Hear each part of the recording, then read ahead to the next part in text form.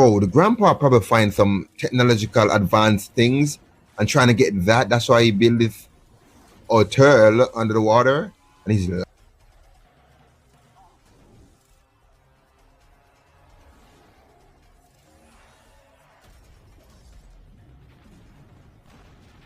damn, such a freaking huge explosion too, man. Like, what the hell are these things made of? Like, seriously, they're metallic. Well, you got the perfect power though. This is literally the perfect power.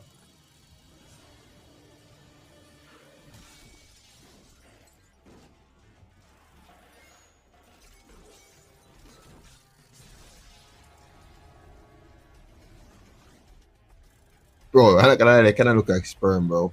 They kind